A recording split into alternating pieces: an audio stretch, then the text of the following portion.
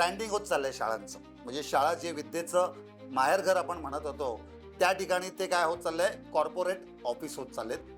Education with compulsion झालेलं आहे. विद्यार्थ्याची मानसिकता, त्याचं वय, त्याची मानसिक स्थिती याचा कुठलाही विचार केला जात नाही. परीक्षा जवळ आली किंवा परीक्षेला जाताना काही विद्यार्थ्यांना पॅनिक अटॅक्स येतात. आत्ता दुर्दैवाने 10वीचा जो विषय आहे तो दाखवण्यासाठी झालाय.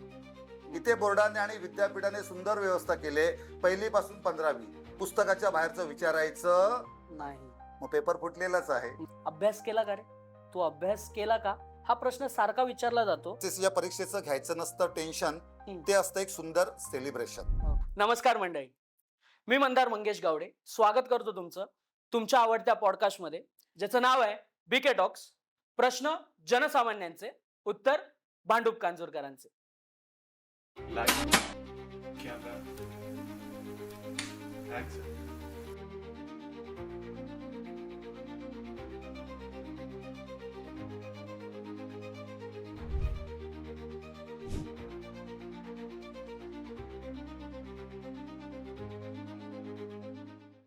आजचा विषय आपला असा आहे की जो घराघरात आणि विद्यार्थ्यांच्या मनामनात सध्या कालवा करत आहे.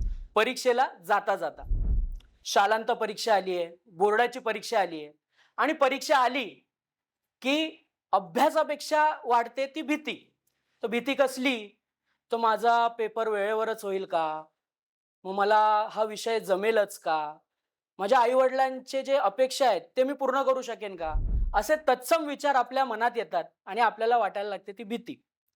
याच विषयावर आज आपण चर्चा करणार आहोत. एकदम शांतपणे आणि समजूतदारपणे हा विषय आपण इथे मांडणार आहोत. आणि त्याचसाठी आज आपल्यासोबत आलेत, पुन्हा एकदा आलेत, विष्णू धुरी सर. श्री विष्णू धुरी सर गेली अनेक वर्ष संकल्प संस्थेच्या माध्यमातून 10वी व 12वीच्या विद्यार्थ्यांना मार्गदर्शन करत आहेत. त्यांच्या करिअरबद्दल मार्गदर्शन करत आहेत. त्याचसोबत सरकारी नोकरीच्या अभ्यासासाठी ते त्या 10वी व 12वीच्या विद्यार्थ्यांना मार्गदर्शन करत आहेत. त्याचसोबत जे 10वी नापास होत आहेत किंवा 12वी नापास होतात त्यांनाही, त्या विद्यार्थ्यांनाही विष्णू धुरी सर मार्गदर्शन करत आहेत. आपण त्यांच्यासोबत अजून एक पॉडकास्ट केला आहे पहिलाही, ज्याच्यामध्ये त्यांनी मातृभाषेच्या माध्यमातूनच का शिक्षण घ्यावं याच्यावर एक चांगलं त्यांनी त्यांचे मुद्दे मांडलेत. नक्की तुम्ही तो बघू शकता. आम्ही त्याची लिंक खाली देत आहोत. तर आजची चर्चा आपण सुरू करूया. सर्वप्रथम स्वागत आहे तुमचं विष्णू धुरी सर या पॉडकास्टमध्ये. पुन्हा एकदा येऊन तुम्हाला कसं वाटतंय? खूपच छान. कारण हा तुमचा जे उपक्रम आहेत ते खरोखरच एक विद्यार्थी आणि पालकांना उपयोगी पडणारे आहेत. बरोबर. आणि म्हणून खरोखरच खूप बरं वाटतंय पुन्हा इकडे येतो.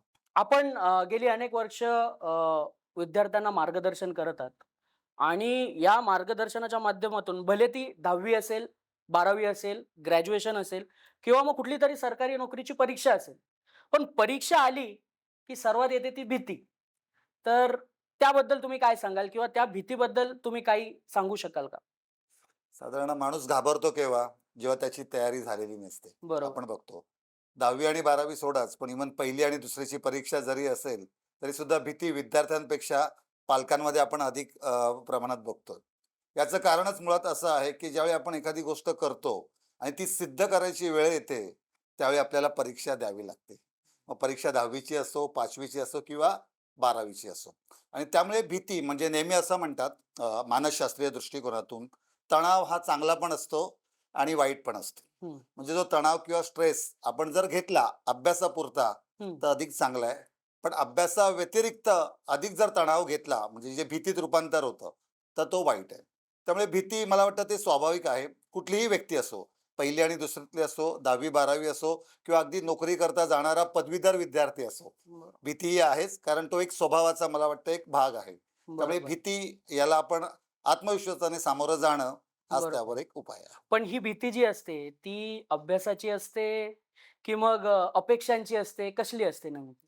आता आपण बघतो, आपण ज्या समाजात राहतो तिथे शिक्षण व्यवस्था जी आहे अपेक्षांचं ओझं झालंय. बरोबर. पूर्वीचा काळ वेगळा होता की मुलं ज्यावेळी शिकत होती त्यावेळी ते कशाकरिता शिकत होती हे आपण सर्वप्रथम लक्षात घेतलं पाहिजे. म्हणजे मी नेहमी सांगतो की शिक्षणाचा जन्म का झाला? 200 वर्षापूर्वी इंग्रज आपल्यावर राज्य करत होते. 200 वर्षापूर्वीचे जे आई बाबा होते ते अडाणी होते, अशिक्षित होते. त्यावेळी असा विचार नव्हता की विद्यार्थ्यांनी शाळेत जावं, चांगले गुण मिळवावे आणि पर्सेंटेज मिळवून करिअर बनावं. पण त्यावेळी कमी शिकलेले पालक सुद्धा सुजाण होते. कारण त्याच्याकडे एक चांगला विचार होता, की आपला जो विद्यार्थी आहे त्याने शाळेत का जावं? आपण नेहमी म्हणतो, की शाळेत आपण जे जातो ते शिकण्यासाठी, गुण मिळवण्यासाठी. पण त्यावेळचा पालक वेगळा विचार करतो. जसं मी विद्यार्थी पालकांना आणि नेहमी सांगतो, की आपल्या शाळेमध्ये, आपल्या शिक्षण व्यवस्थेत हे विषयच का ठेवलेत? गणित का ठेवलंय? भूगोल का ठेवलाय? भाषा का ठेवलाय? म्हणजे बरोबर. 200 वर्षापूर्वीपासून हे विषय चालत आलेत. हो. यामागे काहीतरी कारण आहे. शास्त्रीय कारण. आपण ज्या समाजात राहतो, त्या समाजात बोलावं कसं, लिहावं कसं, हे जर आपल्या मुलांना यायला हवं असेल, तर शाळेत जाऊन त्याने भाषा विषय शिकावा. आपण ज्या समाजात राहतो, त्यात व्यवहार ज्ञान विद्यार्थ्यांना यायला हवं असेल, तर त्याने शाळेत जाऊन गणित विषय शिकावा. बरोबर. आपण ज्या समाजात, ज्या घरात राहतो, तिथे काही रोग वगैरे झाले, तर त्याची लक्षणं ओळखता यावीत, म्हणून आपण शाळेत जाऊन विज्ञान म्हणजे सायन्स शिकतो. काळ बदलत गेला त्याप्रमाणे पालकांची मानसिकता बदलत गेली. म्हणजे बरोबर. त्यावेळेचा जो पालक जो विद्यार्थ्यांना घडवण्याकरता, हम्म. सज्ञान बनवण्याकरता पाठवत होता, तो पालक आजचा वेगळ्या पद्धतीने या विद्यार्थ्यांकडे बघत आहे. तो बघतोय की विद्यार्थ्यांनी ज्ञान मिळवण्यासाठी नव्हे, तर टक्के म्हणजे पर्सेंटेज मिळवण्याकरता जावं. आणि त्यामुळे नकळतपणे दुर्दैवाने म्हणावंसं वाटतं, की आपण जे शिकतोय ते ज्ञान मिळवण्यासाठी नाहीये, तर पर्सेंटेज मिळवण्यासाठी. बरोबर. आणि शिक्षणाचा जो खरा अर्थ होता, तो दुर्दैवाने का होईना, पण लोप पावत चाललाय. आणि म्हणून मी पालकांना नेहमी सांगतो, की मालक नको, पालक बना. बरोबर. विद्यार्थ्यांची मानसिकता, त्यांचं वय, आपली शिक्षण व्यवस्था, त्यामध्ये असलेले विषय, या सर्वांचा सारासार विचार करा एक पालक म्हणून. हम्म. आणि मग त्याला तुम्ही सामोरं जा. बरोबर. मग जसं तुम्ही आता म्हणालात, की आधीची जी व्यवस्था होती आणि आत्ताची जी व्यवस्था आहे. मग ही व्यवस्था म्हणजे जी परीक्षा आपण आता देतोय, तीच भीती वाढवते का विद्यार्थ्यांमध्ये? नक्कीच नाही. परीक्षा तीच होती. पूर्वी पण बोर्ड होतं, हं. आता पण बोर्ड आहे. पूर्वी पण 8 ते 9 विषय होते. तेच 100 गुणांची प्रश्नपत्रिका होती, आताही तेच आहे. बरोबर. तेच 3 तास होते. आता मी म्हटलं त्याप्रमाणे बदलले ते फक्त पालकांची मानसिकता. बरोबर. म्हणजे 10वी ला अमके-अमके टक्के मिळाल्यानंतरच तो यशस्वी होईल, हं. हा जो काही दृष्टिकोन पालकांचा आणि विद्यार्थ्यांचा पर्यायाने, तो बरोबर. खूप चुकीचा आहे. कारण विद्यार्थी जो अभ्यास करतोय तो स्वतःला घडवण्याकरता, हं. समाजाच्या काही गोष्टी आहेत त्या समजण्याकरिता. बरोबर. पण इथे थोडंसं उलटं चित्र दिसतंय आणि म्हणून मला वाटतं पूर्वीचा काळ आणि आताचा काळ वेगळं असं काय नाहीये. म्हणजे मी नेहमी गमतीने असं म्हणतो, की बरेचदा असं म्हटलं जातं, की काळ बदललाय. हं. हे पालक सांगतात, की काळ बदललाय, जग बदललंय. तर मला उत्तर नेहमी असतं, की ताजमहल तोच आहे. तेच बरोबर. ते तुमचं कांजूरमार्ग स्टेशन आहे. बदलली आहे फक्त आपली मानसिकता. आणि बरोबर. म्हणून पालकांनी थोडंसं मी नेहमी सांगतो, पालकांनी विद्यार्थी दशेत जावं. हं. आत्ताचे जे पालक आहेत त्यांना माझं सांगणं आहे, तुम्ही थोडंसं विद्यार्थी दशेत जा आणि तुमच्या आई-वडिलांना आठवा. मला वाटतं त्या काळी तर 4-4, 5-5 भावंडं होती. बरोबर. आई-वडिलांना लक्ष द्यायला वेळ नव्हता. आता मला काही पालक येतात आणि सांगतात, कारण 1 किंवा 2 मूल असतं.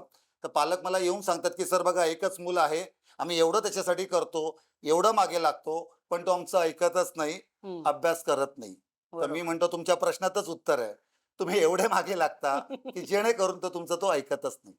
थोडंसं दुर्लक्ष मी म्हणणार नाही, पण अतिलक्ष दिल्याने पालक म्हणून आपण कुठेतरी कमी पडतो. आणि म्हणूनच मी म्हणतो, की मालक नको, पालक व्हा आणि विद्यार्थ्याचे खऱ्या अर्थाने तुम्ही मित्र व्हा. बरोबर. मग जसं तुम्ही आता पालकांबद्दल बोलत आहात, तुम्ही बद्दल बोलत आहात. त्याचप्रमाणे शिक्षकही एक महत्त्वाचा घटक आहे. तर त्यांची ही मानसिकता कुठेतरी कारणीभूत ठरते का याच्यात? कारण का शाळेत आता तुम्ही बघितलं, की 10वी आपला रिझल्ट 100%च लागला पाहिजे. त्याशिवाय चालणार नाही असे शिक्षकांवरही कुठेतरी प्रेशर असतो. तर त्याबद्दल काय सांगाल? शिक्षकांबद्दल बोलायचं झालं, तर पुन्हा तोच प्रश्न येतो, की पूर्वीचे शिक्षक आपण गुरु देवो भव म्हणायचो. बरोबर. आता हे गुरु देवच आहेत. थोडासा व्यावसायिकपणा आलेला आहे. हं, हं, हं. आणि 100% निकालाबद्दल बोलाल, तर आता स्पर्धाच आहे. बरोबर? ब्रँडिंग होत चाललंय शाळांचं. म्हणजे शाळा जे विद्येचं माहेरघर आपण म्हणत होतो, त्या ठिकाणी ते काय होत चाललंय, कॉर्पोरेट ऑफिस होत चाललंय. दुर्दैवाने ते म्हणावंसं वाटतंय. बरोबर. कारण शाळेचा 100% निकाल लागला, की त्या शाळेमध्ये प्रवेश घेणाऱ्याची संख्या वाढते, असं दुर्दैवाने म्हणावं लागतंय. बरोबर. आणि म्हणून तो शिक्षक वर्ग आहे किंवा त्या शाळेचे संस्थाचालक आहेत. त्यांचा सातत्याने प्रयत्न असतो, की 100% निकाल लागावा. बरोबर. आणि या 100%च्या नादात नकळतपणे दुर्दैवाने मी पुन्हा म्हणतो, की त्यांचं बालपण हरवलं जातं. बरोबर. जे वयात घडण्याचं आहे, म्हणजे ज्या वयात मुलं घडणार आहेत, थोडीशी बिघडणार आहे, थोडीशी बिघडणार इन द सेन्स ती बागडणार आहेत. ते बरोबर. बघायला न देता आता 10वीचा कुठला विद्यार्थी मला असं सांगा ज्याला पालक खेळायला पाठवतात. आता पालक मला म्हणतील की सर हे वेगळं काय सांगता, पण मी पुन्हा पालकांना तेच सांगेन, तुम्ही तुमच्या विद्यार्थी दशेत जा, तुमची 10वी आठवा, त्या 10वीला असताना तुमचे आई बाबा आठवा, मग तुमच्या लक्षात येईल शिक्षण एक आनंद क्षण होता. आता एज्युकेशन विथ मोटिवेशन असणं गरजेचं आहे, परंतु दुर्दैवाने आता एज्युकेशन विथ कंपल्शन झालेलं आहे. विद्यार्थ्याची मानसिकता, त्याचं वय, त्याची मानसिक स्थिती याचा कुठलाही विचार केला जात नाही. बरोबर. आणि म्हणून मी मालक म्हणतो, त्यामुळे त्या मालकांना, त्या पालकांना मला अगदी हात जोडून सांगावंसं वाटतंय की आपल्या मुलांचं आपल्याला बालपण जपायचं आहे आणि म्हणून ते बालपण जपण्याकरता त्यांच्या पद्धतीने त्यांना अभ्यास करू द्या. बरोबर. ठीक आहे, आपण एक मान्य करूया, की भीती ही नैसर्गिक भावना आहे. पण ती अडथळा ठरू नये किंवा मग विद्यार्थ्यांनी ती जी परीक्षाची भीती आहे, ती प्रॅक्टिकली कशी कमी करावी? खूप सुंदर प्रश्न आहे आणि मी विद्यार्थी पालकांना हेच सांगेन की 10वी आपण एक 10वी पुरतं एक मर्यादित घेऊया बरोबर. किंवा 1ली ते 15वी. हं, आपली शिक्षण व्यवस्था एवढी सुंदर आहे की आपलं जे पुस्तक मुलांना दिलं जातं, टेक्स्ट हं, बुक, हं. त्या पुस्तकाच्या बाहेरचा एकही प्रश्न बोर्डाच्या परीक्षेला, शाळेच्या परीक्षेला किंवा आपली पदवी परीक्षा जी आहे युनिव्हर्सिटीची, बरोबर. त्याला येत नाही. थोडक्यात टेक्स्टबुकच्या बाहेरचा, सिलेबसच्या बाहेरचा एकही प्रश्न परीक्षेला विचारला जात नाही. नाही. याचाच अर्थ गमतीने का होईना 5वी, 8वी, 10वी, 12वी आणि युनिव्हर्सिटीचा पेपर फुटलेला आहे. आता बरोबर. तुम्ही म्हणाल गंमत आहे, खरंच गंमत आहे. हं, गंमत अशी आहे की इतर देशामध्ये ज्यावेळी हा अभ्यासक्रम असतो 10वी 12वी किंवा ग्रॅज्युएट, हं. त्यावेळी काही देशांमध्ये 50% जो मार्क पेपर असतो तो आउट ऑफ सिलेबस, ओके. म्हणजे पाठ्यपुस्तकाच्या बाहेरचे प्रश्न येतात. हं, हं. इथे बोर्डाने आणि विद्यापीठाने सुंदर व्यवस्था केली. 1ली पासून 15वी पुस्तकाच्या बाहेरचं विचारायचं, नाही. मग पेपर फुटलेलाच आहे. बरोबर. आणि म्हणून मी विद्यार्थी पालकांना सांगेन 10वीच्या 12वीच्या आनंदाने या परीक्षेला सामोरे जा, कारण गमतीने का होईना तुमचा हा पेपर फुटलेला आहे. बरोबर. राहिला प्रश्न अभ्यासाचा. आता शेवटचे 10 ते 20 दिवस तुमच्या हातात आहेत. जेवढा अभ्यास केलाय तो अधिक चांगल्या पद्धतीने करा आणि त्याला सामोरं जा. बरोबर. पुस्तकाच्या बाहेरचं येणार नाही हे तुमच्या मनाला कळलेलं आहे. थोडंसं तुम्हाला बरं वाटलं असेल की हो पेपर तो फुटलाय, कुठे धावाधाव करायची गरज नाही. मग उरलेला जो काही अभ्यास आहे तो थोडंसं नियोजन केलं तर मला वाटतं सहजपणे हा तुम्ही टप्पा पार कराल. बरोबर. अगदी पेपर फुटलाय म्हणून तुम्ही थोडासा दिलासा दिला. पण तरी परीक्षा जवळ आली किंवा परीक्षेला जाताना काही विद्यार्थ्यांना पॅनिक अटॅक्स येतात. म्हणजे लिटरली ते केंद्रावर पोहोचतात आणि ते एवढे घाबरलेले असतात, घाम येत असतो त्यांना किंवा ते कधी-कधी तर सेंटरवरच कोसळतात विद्यार्थी. मग अशा वेळी काय करावं किंवा ते होऊ नये यासाठी काय करावं? विद्यार्थ्यांना माझं नेहमी सांगणं असतं की परीक्षेला जाताना स्वतःला राजपुत्र आणि राजकन्या समजून जा. बरोबर. याचा अर्थ तलवार वगैरे घेऊन जाऊ नका, पण राजपुत्र आणि राजकन्याकडे जबरदस्त आत्मविश्वास असतो, नियोजन असतं. ते तुमच्याकडे आलं की सहजपणे या परीक्षेला तुम्ही सामोरं जा. सामोरे जातात. हां, हे मी खूपदा ऐकलंय, की हा जो म्हणजे पॅनिक अटॅक येणं किंवा घाबरणं, याला मेन कारण हे असतं, की कुठेतरी मनात असतं विद्यार्थ्याच्या, की मला हे येत नाही, मला ते येत नाही, मला या विषयावर काय प्रश्न आला तर मी काय करू? असे कुठे ना कुठे त्यांच्याकडे प्रश्न असतात मनात. तर मग हा विचार नेमका कसा थांबवायचा? मुळातच विद्यार्थी आणि पालकांना दोघांना मी सांगू इच्छितो, 10वीच्या परीक्षेवेळी आपण बरेचदा बघितलंय की काही जणांना म्हणजे चक्कर येते किंवा बेशुद्ध होतात, ताप येतो, म्हणजे का कोण जाणे पण होतं असं. हं. याचं कारण त्या घरामध्ये, त्या घरातल्या वातावरणामध्ये अच्छा. तणाव असतो आणि तो नकळतपणे तणाव विद्यार्थ्याकडे पास ऑन होतो. बरोबर. आणि म्हणून माझं सर्वप्रथम पालकांना सांगणं आहे, जसं मी म्हटलं की मालक नका बनू, खऱ्या अर्थाने त्याचे आई बाबा बना. हं. तुम्हाला सर्वांना माहिती आहे, मी उदाहरण सचिन तेंडुलकरचं नेहमी देतो. हां. जागतिक दर्जाचा खेळाडू. तो जेव्हा शून्यावर बाद होतो म्हणजे तो अपयशी ठरतो, हं. तो क्रिकेट खेळणं सोडत नाही. बरोबर. तो पुन्हा सराव करतो आणि मग शतक मारतो. तसंच माझं पालकांना सांगणं आहे की वर्षभरात तुम्ही जर त्याच्या सोबत जर होतात, हं. आताही त्याच्या सोबत राहा. त्याच्या यशात सहभागी होतात, त्याच्या अपयशात सहभागी आहे, त्याच्या आनंदात सहभागी होतात, त्याचं थोडंसं दुःख असेल, ताण असेल, तुम्ही सहभागी. बरोबर. आपलं मूल आपलं आहे. मला वाटतं मार्गदर्शक वगैरे आम्ही वेगळा भाग आहे, पण आई वडील हे खरे मुलाचे मार्गदर्शक, काउन्सिलर असतात. बरोबर. आणि म्हणून माझं पालकांना सर्वप्रथम सांगणं आहे, कारण ते सज्ञान आहेत, सुजाण आहेत, की बरोबर. आपल्या मुलाची मानसिकता ओळखा.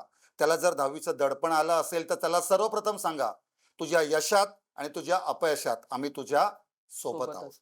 हे जे तुमचं वाक्य आहे ते त्याला धीर देईल आणि जो काय थोडाफार त्याचा अभ्यास राहिला असेल हं. तो चांगला होईल. विद्यार्थ्यांना मी मगाशी सांगितलेलं आहे की त्यांची भीती निघून जाणार, कारण गमतीने का होईना पेपर फुटलेला आहे. आता राहिला प्रश्न परीक्षेच्या वेळी.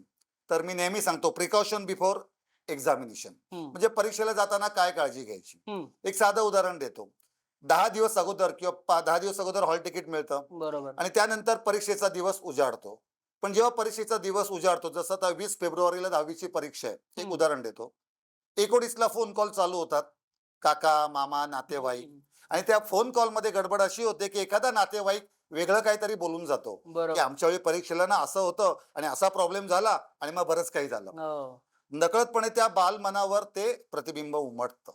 आणि म्हणून माझं पालकांना सांगणं आहे, परीक्षेच्या आदल्या दिवसापासून थेट शेवटचा पेपर होईपर्यंत कुठलेही फोन कॉल्स विद्यार्थ्यांना देऊ देऊ नका. नका. पहिली गोष्ट. दुसरं कारण म्हणजे परीक्षेच्या आदल्या दिवशी बरेचसे नातेवाईक फोन कॉल्स करतात, बरोबर. नको नको ते बोलतात आणि अचानकपणे एखादा नातेवाईक असतो, तो बोलून जातो का रे आमच्या वेळी असं असं झालं होतं आणि हा प्रकार घडला होता. हम्म, तर त्या बालमनाचा विचार करूया. आणि म्हणून माझं पालकांना सांगणं आहे, परीक्षेच्या आदल्या दिवशी तुमचं घरातलं जे वातावरण आहे ते आनंदी ठेवण्याकरता, जसं लहानपणीचे अल्बम आहेत आपल्या बरोबर. मुलाचे, अभ्यास सोडा तो होणारच आहे. हा. वर्षभरात जो नाही झाला तो एका दिवसात होणार नाही, आणि तो बरोबर. वर्षभरात अभ्यास झालेला आहे तो एका तासात पण होईल. बरोबर. त्यामुळे तुम्हाला परीक्षेच्या आदल्या दिवशी आनंदी वातावरण ठेवायचं आहे. हम्म, आणि त्याला असं वाटलं पाहिजे की शिक्षण एक आनंद क्षण आहे, मी एका चांगल्या गोष्टीसाठी चाललोय. आणि बरोबर. म्हणून आदल्या दिवशी लहानपणीचे अल्बम असतील तर नकळतपणे बाहेर काढा, ते थोडे बाहेर ठेवा, हम्म, त्याच्याशी लहानपणीच्या गप्पा शेअर करा. पालकांनी तर मी असं म्हणेन की तुमचं जे बालपण, तुमची जी 10वीची परीक्षा होती त्यावेळी घडलेल्या गमती जमती, हम्म, वाईट गोष्टी नाही, गमती जमती शेअर करा. मूल आनंदी होईल आणि त्याला परीक्षेला जाताना सांगा, तुझं यश आणि अपयश आम्ही तुझ्या सोबत आहोत, ठामपणे जा. बरोबर. हा काय एक आत्मविश्वास त्यांच्या निर्माण झाला. कारण मुलं बघा आई वडिलांसाठीच घाबरत असतात. तर आत्ता दुर्दैवाने 10वीचा जो विषय आहे तो दाखवण्यासाठी झालाय. हम्म, म्हणजे समाजाकरता आपण 10वीला विद्यार्थ्याला बसवतो की काय, अशी मला शंका यायला लागली. कारण बरोबर. निकालाचा दिवस खूप वाईट असतो. म्हणजे बरेचदा मला असे सेशन घ्यावे लागतात की हम्म, निकालपूर्व मार्गदर्शन. अच्छा. दुर्दैव आहे. आणि म्हणूनच पालकांना माझं सांगणं आहे की आपलं मूल हे आपलं आहे, ते समाजाचं नाही, इतरांचं नाही. त्यामुळे त्याची काळजी घेणं गरजेचं आहे. आणि म्हणून त्याला हा आत्मविश्वास द्या की आम्ही तुझ्या सोबत आहोत. जो काही अभ्यास केलाय त्याला तू सामोरं जा, हम्म. तू लिही आणि त्यानंतर आपण बघूया काय होतंय ते. जसं तुम्ही आता म्हणालात, की विद्यार्थ्याने परीक्षेला जाताना राजकन्या बनून जावं किंवा राजबिंडा स्वतःला समजावा. पण माझ्याकडे एक असं एक्झाम्पल आहे. माझ्या एक ओळखीचे आहेत. त्यांनी 10वीची परीक्षा आहे म्हटल्यावर स्वतःच्या मुलीला नवीन कपडे आणलेले. तर याकडे तुम्ही कसं बघता, की हे एक मोटिव्हेशनल आहे, की कसं आहे? खूप सुंदर आहे. म्हणजे तर याला जोडूनच मी सांगेन की मी जेव्हा शाळांमध्ये जातो त्यावेळी पालकांना आणि विद्यार्थ्यांना सांगतो की परीक्षेची जी पहिली परीक्षा दिवस आहे, तो जणू काय आपल्या दिवाळीचा पहिला दिवस आहे हं. असं समजा. आणि चक्क मी त्यांना उटणं विकत घ्यायला सांगतो. अच्छा. कारण सांगतो मी, आपण उटणं अंगाला का लावतो, ते सुगंधी असतं, हं. आयुर्वेदिक असतं आणि त्वचेकरता चांगलं असतं. बरोबर. त्यामुळे थोडासा गमतीचा भाग वाटेल, पण ज्याप्रमाणे तुम्ही कपडे म्हणालात ना, हां. मला खूप बरं वाटलं हं, हं. की आपण एखादी शॉपिंग केल्यावर आपल्या मनाला खूप बरं वाटतं. बरोबर. आणि आता या ठिकाणी सर्वात महत्वाचा भाग म्हणजे ते विद्यार्थ्याचं मन, हं. जे अस्थिर आहे किंवा थोडंसं चंचल झालेलं आहे, हं. त्या मनाला स्थिर करण्याकरता, त्या मनाला आनंद देण्याकरता तुम्ही जे म्हणालात ते शॉपिंग खूप छान. अर्थात सगळ्यांनीच करू नये, कारण मग ते पाहायला मुलं हट्ट धरतील, हो, हो, हो. मुलांचं वेगळं असतं. पण मी म्हणेन मग त्यालाच जोडून एक सुगंधी उठणं किंवा सुगंधी साबण, म्हणजे जी पहिली आंघोळ असतो, बरोबर. पहिला पेपर असतो, थोडंसं ते बालिश वाटेल, हां. पण खरोखरच जर केलं, कारण माझा अनेक वर्षाचा अनुभव आहे, ज्या ज्या पालकांनी या पद्धतीने त्या मुलाला उठणं आणून दिलंय, हां. ते एक एक सोहळा. म्हणजे मी म्हणतो की 10वी ना एस एस सी परीक्षेचं घ्यायचं नसतं टेन्शन, हं. ते असतं एक सुंदर सेलिब्रेशन. ओके. तर आपण ते सेलिब्रेशन साजरं करूया. हं. आणि म्हणून त्याने हरकत नाही, कपडे पण घ्यायला हरकत नाही, सुगंधी उठणं जरी घेतलं तरी खूप आनंद आहे. आता आपण या परीक्षेची जी चर्चा करतोय, खास करून बोर्डाची परीक्षा. यामध्ये जेव्हा बोर्डाची परीक्षा येते किंवा बोर्डाची परीक्षा जशी जवळ आलेली असते, किंबहुना परीक्षेला जाताना, या तिन्ही गोष्टीत एक महत्त्वाचा एक फॅक्टर असतो, तो म्हणजे टाईम मॅनेजमेंट. तो नेमका विद्यार्थ्याने कसा करावा आणि त्यात पालक त्यांना कसे काय मदत करू शकतात? साधारण मला वाटतं डिसेंबर नंतर शाळा बंद होतात बरोबर. आणि त्यांच्याकडे जानेवारी महिना पूर्ण असतो आणि हं. फेब्रुवारी अर्धा आहे. तर साधारण आपण एक 50 दिवस असं एक अपेक्षित करूया. बरोबर. त्या 50 दिवसाचं एक वेगळं असं नियोजन विद्यार्थ्यांकडे हवंच. कारण घरी राहिल्यानंतर झोप अधिक येते, हं. हातात मोबाईल असतो, टीव्ही असतो समोर. त्यामुळे नकळतपणे विद्यार्थी अभ्यासाऐवजी इतर गोष्टींकडे वळण्याची शक्यता शक्यता आहे. असते. आणि म्हणून मी विद्यार्थ्यांना एक कल्पना देतो, की तुम्ही तुमच्या घराच्या समोर म्हणजे कॅलेंडर म्हणा किंवा भिंतीवर म्हणा, मोठ्या आकड्यात 50 लिहा अगोदर. म्हणजे ज्या दिवशी 50 दिवस असतील ना, हां, तिथे 50 लिहा. खडूने. त्यानंतर ते खोडा. 1 दिवस संपला, 49 लिहा. स्वतःच लिहा. बरोबर. जसे दिवस जवळ-जवळ येतील त्यांना कळत जाईल, की बाबा नाही माझी परीक्षा जवळ येते. हे पहिलं. दुसरं वेळापत्रक, जो आतापर्यंतचा अनुभव आहे, की बरेचदा वेळापत्रक विद्यार्थी बनवतात हं. आणि 2-4 दिवस झाल्यावर ते आरंभशूर असतात, सोडून देतात. पण आता विद्यार्थी मित्र-मैत्रिणींना मला सांगायचं आहे, की तुमचं वेळापत्रक हे टाईम टेबल शेवटचं आहे. त्याला गांभीर्याने घ्यायचं आहे. हं. मग ते कसं बनवायचं? तर रात्री पूर्ण झोप होऊ दे तुमची. 11 वाजता झोपायचंच आहे. 6:00-6:30ला उठल्यावर छानपैकी अंघोळ करा. सकाळी 8 ते 10, 10 ते 11 गॅप, 11 ते 1 पुन्हा 2 तास गॅप, दुपारी चक्क झोप घ्या. हं. त्यानंतर 3 ते 5 अभ्यास, 5 ते 6 राउंड मारून या कुठे बाहेर आणि मग 7 ते 9. हं. असं जर 8 तास मुलांनी अभ्यास केला 2-2 तासाचे स्लॉट तयार करून, हां. तर सहजपणे ते परीक्षेला यशस्वी होतात. दुसरं बरेचदा मी बघितलं, की परीक्षेच्या कालावधीत पालक विद्यार्थ्यांना क्लासेसला पाठवतात. बरोबर. पालकांना माझं सांगणं आहे, की विद्यार्थ्यांचं जे पाठांतर आहे, जे मनन आहे, ते घरी होणार आहे, क्लासमध्ये नाही. हं. तिथे फक्त तो ऐकतो. मनन करतो, पाठांतर करतो आपल्या घरी. मग बरोबर. माझं पालकांना विनंती आहे, की वर्षभर तो जातच होता आणि मला वाटतं 10वीचा क्लास साधारण एप्रिलला सुरू झालेला आहे. हो, हो, हो. म्हणजे अधिक महिने झालेले आहेत. शिकवायचं त्यांनी शिकवलेलं आहे. उलट पालकांना मी असं म्हणेन, जर क्लासेसला पाठवायचं असेल, तर फक्त त्याची जी शंका आहे, शंकेचं निरसन करायला पाठवा. हं. डाऊट क्लिअर करायला पाठवा. अन्यथा कृपा करून त्याला पाठवू नका. तिथे त्याचा वेळ जातोय. बरोबर. मोबाईल आहे, मुलं वापरतायत किंवा जे काही. तर हं. पालकांना माझं सांगणं आहे, मधला जो गॅप असेल, बरेचदा आता ते ॲडिक्शन सर्वांनाच आहे. हो, हो. त्यामुळे ते अगदीच आपण म्हणतो ना, की टाळणं योग्य नाही. हं. म्हणून मध्यंतरी जो ब्रेक मुलं घेणार आहे 1-1 तासाचा, त्या कालावधीत जर त्यांना वाटलं अर्धा तास मोबाईल पाहावासा वाटला, तर नक्कीच त्यांना द्यायला हरकत नाही. बरोबर. असं जर वेळेचं आणि विषयांचं जर नियोजन विद्यार्थ्यांनी केलं, हं. तर सहजपणे मला वाटतं ते यशस्वी होतील. बरोबर. दुसरं या कालावधीत सर्वात महत्त्वाचं आहे म्हणजे ते बोर्डाचे पेपर सोडविणे. हं. मागील 4 ते 5 वर्षाचे पेपर असतात. बरोबर. बरेचदा पालकांना आणि विद्यार्थ्यांना असं वाटतं, की सर 3 तास वाया जातील. पण सर्व यशस्वी विद्यार्थ्यांचं हे म्हणणं आहे, की परीक्षेच्या कालावधीत फक्त आपण वाचतो आणि परीक्षेला जातो. बरोबर. त्यामुळे लिहिताना आपल्याला ते आठवत नाही. नाही. सुदैवाने बोर्डाने यावेळी खूप चांगली व्यवस्था केली आहे 10वीच्या 12वीच्या परीक्षेकरता. हं. प्रत्येक पेपर झाल्यानंतर 2-2 दिवसाची सुट्टी दिलेली आहे. बरोबर. तर माझं विद्यार्थी आणि पालकांना सांगणं आहे, त्या सुट्टीच्या कालावधीत एक पूर्ण बोर्डाचा पेपर कुठल्याही मागच्या वर्षाचा हं. न बघता मुलांना सोडवायला सांगा आणि ती वेळ असेल बोर्डाच्या वेळेप्रमाणे. म्हणजे साधारण मला वाटतं 11 वाजता बोर्डाचा हो, पेपर हो, असतो. 11 ते 1 मध्ये मुलांना तो पेपर सोडवायला सांगा हं. आणि जेव्हा तो आदल्या दिवशी पेपर बोर्डाचा म्हणजे मागील वर्षाचा तो सोडवेल आणि दुसऱ्या दिवशी बोर्डाचा सध्याचा पेपर सोडवायला जाईल वर्तमान स्थितीतला, हं. त्यावेळी त्याचा जो वेळ आहे हां. तो कमी लागेल. त्याचं नियोजन पूर्ण होईल आणि त्याला आठवण्याची गरज भासणार नाही. कारण बरोबर. ऑलरेडी आदल्या दिवशी त्याने तो बोर्डाचा पेपर न बघता लिहिलेला असतो. तर आता तुम्ही जसं म्हणालात, की 2-2 तासाच्या ब्रेकने तुम्ही अभ्यास चालू ठेवू शकता. टोटल 8 तास विद्यार्थी किंवा विद्यार्थिनी अभ्यास करू शकतात. पण ह्याच्यामध्ये अजून एक विषय येतो महत्त्वाचा तो म्हणजे रिव्हिजन आणि मॉक टेस्ट. जसं तुम्ही म्हणालात, की आदल्या वर्षीचे पेपर्स आणि त्याच्यासोबत रिव्हिजन. हे कसं काय मॅनेज करू शकतो? तुमच्या मते तुम्ही जर काही सजेस्ट करू शकाल तर बरं होईल. नक्कीच. कारण बरेचदा असं होतं, की हल्ली WhatsAppचं युग आहे. हां. मुलं ज्यावेळी मोबाईल बघतात, त्यावेळी अचानकपणे एखादा विद्यार्थी, मित्र-मैत्रीण काहीतरी पाठवतं. बरोबर. "अरे, हे ना हे महत्वाचं आहे." हं. परीक्षेच्या आदल्या दिवशी. हो. तर मी सुरुवातीलाच म्हटलं, की पुस्तकाच्या बाहेरचं काहीच येणार नाही. हं. पेपर फुटलेला आहे. त्यामुळे कुठल्याही अफवांवर विश्वास ठेवू नका. बरोबर. बरेचसे विद्यार्थी कुठेतरी जातात आणि काहीतरी मिळतंय म्हणून ते आशेने जातात. हं. तर त्याच्यावर विश्वास ठेवू नका. स्वतःवर आणि स्वतः जो अभ्यास केलेला आहे, त्यावर विश्वास ठेवा. राहिला प्रश्न त्यांना नियोजनाचा, म्हणजे थोडीशी भीती किंवा तुम्ही मॉक टेस्ट म्हणता.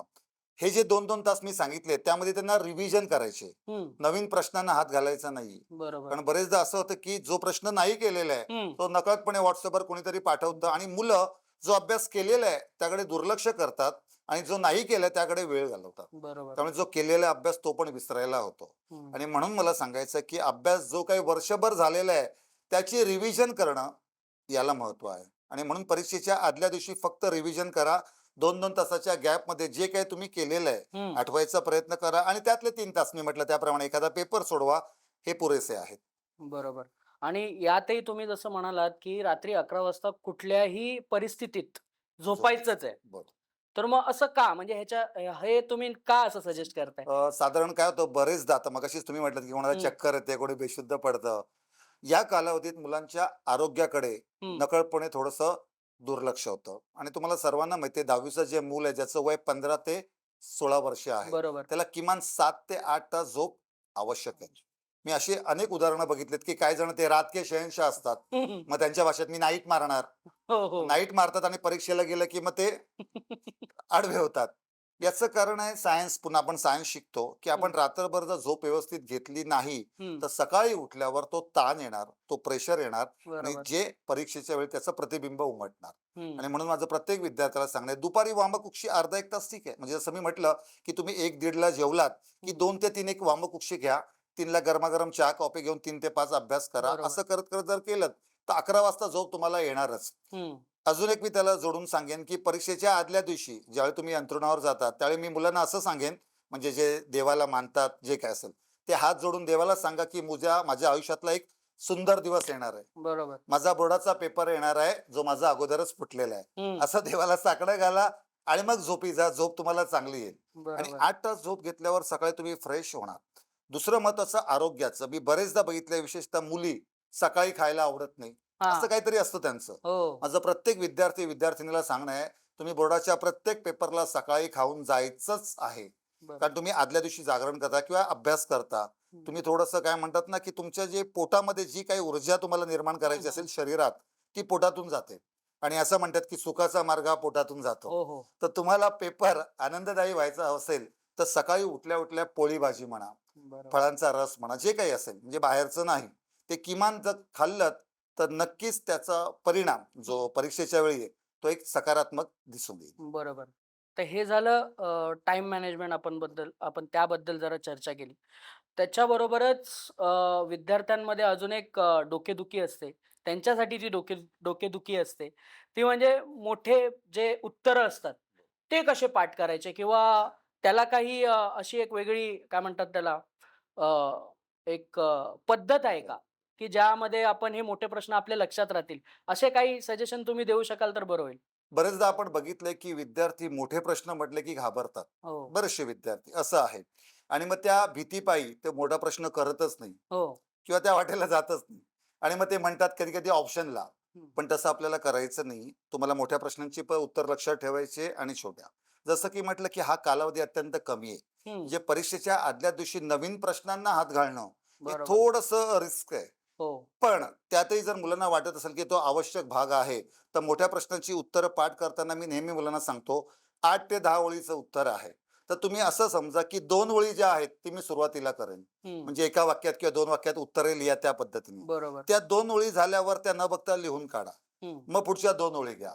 मग त्या 4 झाल्या, की 4ही ओळी न बघता लिहून काढा आणि मग शेवटच्या 4 घ्या आणि मग 8 लिहून काढा. बरोबर. बरेचसे विद्यार्थी काय करतात, एकाच वेळी 8 ते 10 ओळीचा प्रश्न ते पाठ करतात उत्तर हं, आणि मग एकाच वेळी लिहायला घेतात. हं. मग ते त्यांना जमत नाही. कारण देवाने किंवा निसर्गाने जो कोणी आहे, प्रत्येकाचा जो मेंदू आहे, तो वेगळा दिलेला आहे. त्याची बरोबर. क्षमता, आकलन क्षमता वेगळी आहे. पाठांतर केलेलं लक्षात ठेवण्याची क्षमता वेगळी आहे. हं. मग त्या अनुरूप तो विद्यार्थी अभ्यास करत असतो. बरोबर. आणि म्हणून मला असं वाटतं, की मोठे प्रश्न जरी आले तरी घाबरायचं कारण नाहीये. तुम्ही त्याला वेगवेगळ्या 4 भागांमध्ये विभागून घ्या. ते पाठांतर करा हं. आणि न बघता लिहून काढा. बरोबर. आता आपला जो बघणारा प्रेक्षक आहे, तो म्हणजे फक्त 10वीचा नसेल किंवा फक्त 12वीचा नसेल. कदाचित तो 11वीचा असेल, कदाचित तो 9वीचा असेल. तर जर त्यांना मोठी उत्तरं पाठ करायचीच असतील, तर मग त्या उत्तर पाठ करेल ते ठीक आहे, पण त्याच्यानंतर त्याचा फ्लो कसा ठेवायचा? किंवा त्याबद्दल जरा विश्लेषण कराल तर बरं होईल. मी नेहमी सांगतो विद्यार्थ्यांना, की आपण जे शिकतोय ना, ते ज्ञान मिळवण्यासाठी. हं, मोठ्या प्रश्नाची उत्तरं किंवा छोट्या प्रश्नाची उत्तरं ही पाठ करण्यापूर्वी समजून घेणं गरजेचं आहे. बरोबर. पण काही-काही मुलं काय करतात, थेट प्रश्नोत्तरालाच हात घालतात. हं, शाळेमध्ये नेहमी आपल्याला सांगितलं की धडा वाचा. मुलं वाचत नाही. नाही. मी थ्री इडियट सिनेमाचं नेहमी उदाहरण देतो, की त्यात तो जो नायक असतो तो म्हणतो, "कामयाब नहीं, काबिल बनो." काबिल बनव. म्हणजे तुम्हाला मी 10 वर्षांनी विचारलं, की पहिल्या महायुद्धाची वैशिष्ट्य किंवा परिणाम सांगा. हं, डेंग्यूची लक्षणे सांगा. हं. हे उत्तर अपेक्षित नाही, की मी पाठ केलेलं विसरलो. बरोबर. इथून अभ्यास झाला पाहिजे. आणि म्हणून मोठ्या प्रश्नाची उत्तरं पाठ करताना किंवा छोट्या प्रश्नाची उत्तरं, सर्वप्रथम तो धडा समजून घ्या. हं. मग बरेचदा असं होतं, की "अरे, लक्षात राहत नाही सर, मग काही च्यवनप्राश आहे का?" तर आज मी तुम्हाला धुरी च्यवनप्राश देतो. एक साधं गणित सांगतो. दुर्दैवाने आपल्या देशाचं दुर्दैव आहे, की बाहेरगावी आपल्या ज्या गोष्टी आहेत, हा. त्या बाहेरगावी जातात. ब्रँडिंग होऊन आपल्या माथी मारल्या जातात. बरोबर. 21 जूनला आपण योग दिवस दिवस. साजरा केला. हो हो. ते ब्रँडिंग झालं, परदेशातले आले, त्यांनी त्याच्यावर रिसर्च केलं आणि योगचा योगा झाला. हम्म. आपलं आयुर्वेद होतं, बरोबर. त्याच्यावर त्यांनी रिसर्च केलं आणि आयुर्वेदचा आयुर्वेदा झाला. बरोबर. आणि त्याप्रमाणे संत ज्ञानेश्वर तुकारामाने जे नामस्मरण सांगितलं होतं, हम्म. जे आपण 60 नंतर करतो, बरोबर. त्याच्यावर त्यांनी रिसर्च केलं आणि त्याला नाव दिलं मेडिटेशन. आपण ओके. 5,000 रुपये भरतो 5 दिवसाचे. हम्म. ज्ञानेश्वरांनी सांगितलंय, मन करारे प्रसन्न सर्व सिद्धीचे साथ. मग मनाला प्रसन्न करण्याकरता काय करायचंय? नामस्मरण. आणि हम्म. म्हणूनच या विद्यार्थ्यांना माझं सांगणं आहे, की परीक्षेच्या आदल्या दिवशी किंवा दररोज अभ्यास करण्यापूर्वी 3 मिनिटाचा एक प्रयोग करा. तो एक सिनेमा येऊन गेलेला, हा. कभी खुशी कभी गम. त्यात हा. जो नायक असतो, तो जेव्हा जेव्हा त्याच्यावर संकट येतं, तो डोळे बंद करतो आणि आपल्या आई वडिलांना आठवतो. बरोबर. सायन्स होतं त्यामागे. तसंच आपलं नामस्मरण आहे. आणि म्हणून विद्यार्थी मित्र मैत्रिणींना मी सांगेन, की परीक्षेला अभ्यास करण्यापूर्वी किंवा परीक्षेला जाण्यापूर्वी हम्म. तुम्हाला 2 ते 3 मिनिटाचा प्रयोग करायचा. याला कुठलाही खर्च नाही.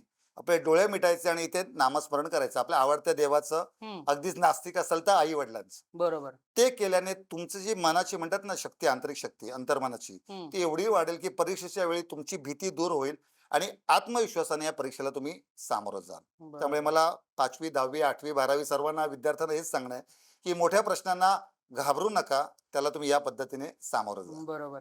आता यालाच एक धरून अजून एक प्रश्न आहे, तो म्हणजे जो माझ्यासोबत पण भरपूर वेळा झालाय. तो म्हणजे आठवतंय पण लिहायचं कसं ते कळत नाही. ह्याच्यामध्ये भरपूर वेळा विद्यार्थी अडकतात. तर याबद्दल तुम्ही कसं विश्लेषण कराल? माझं एक वाक्य आहे, की लिहायचा कंटाळा म्हणजे भाग्याला टाळा. हं, हं, हं. हां. जी गोष्ट तुम्हाला करायची, मी पुन्हा सचिनचं उदाहरण देईन किंवा अगदीच विराट कोहलीचं देईन. त्यांची मॅच 20 दिवसांनी असते. म्हणजे आता या मुलांची परीक्षा आहे 10-20 दिवसांनी. बरोबर. 20 दिवसाने मॅच असल्यावर ते असं म्हणत नाही, की मी घरी जाऊन आराम करेन. हं. ते तर करोडो अब्जोपती आहेत. ते म्हणतील मी 20 दिवसांनी थेट मॅचला जाईन. हां. ते तसं म्हणत नाही. ते दररोज त्या उन्हात जातात, त्या ग्राउंडवर जातात हं. आणि सराव करतात. कारण त्यांनाही माहिती आहे, की सराव माणसाला परिपूर्ण बनवतो. बरोबर. Practice makes man man perfect. Perfect. मग विद्यार्थी मित्र-मैत्रिणींना माझं सांगणं आहे, की सचिन आणि त्या विराट कोहलीची बॅट आहे, तुमचं पेन आहे.